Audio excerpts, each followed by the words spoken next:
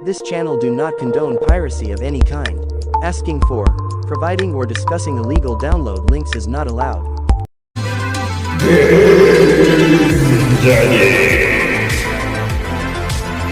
Hello Game Daddies. Game Daddy here, and welcome to our channel where you're never too old for video games, and we're all about to dive into the world of emulation on Android.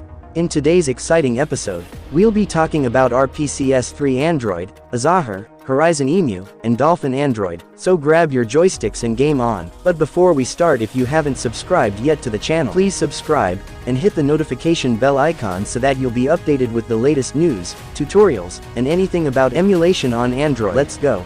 Let's talk about PlayStation 3 emulation on Android with RPCS3 Android. RPCS3 Android just got a brand new update, version Alpha 7.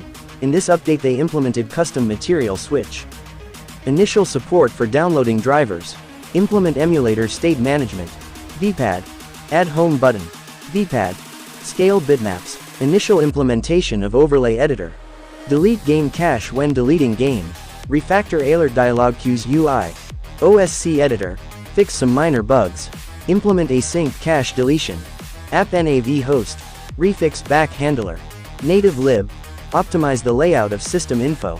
So if you want to test this out, download the latest version of RPCS3 Android on its official GitHub page.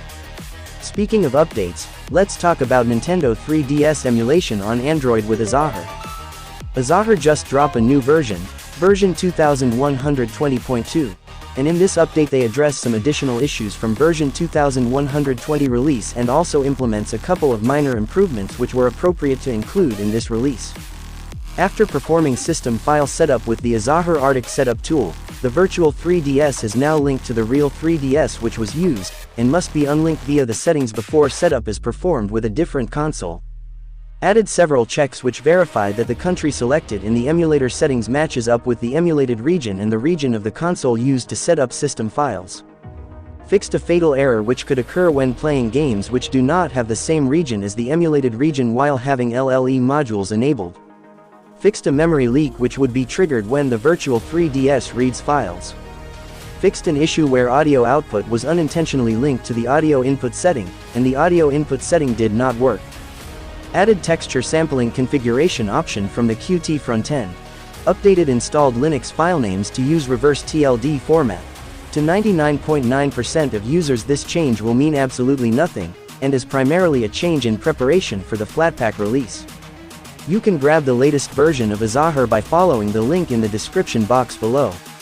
Quickly, let's talk about PC gaming on Android with Horizon Emu. Horizon Emu just got a brand new update, Horizon Emu version 4, and in this update Horizon Emu finally gets not connected fix related to the usage of TMP directory on some devices by the Termux X11 library in the app. Should work on Android 15 with this fix as well, people already reported it working. So if you're experiencing this issue, you might want to check this out. Lastly, let's talk about Nintendo GameCube and Wii emulation on Android with Dolphin Android. Hit a major milestone this week. Every game that could run on the original Wii can now boot in Dolphin. Keep in mind that this does not mean every title runs perfectly, but it does mean that every game can boot. We here in Game Daddy would like to congratulate the dev team and contributors behind Dolphin Emu. Congratulations for making this all possible. Inspire me to make more videos like this by subscribing to the channel.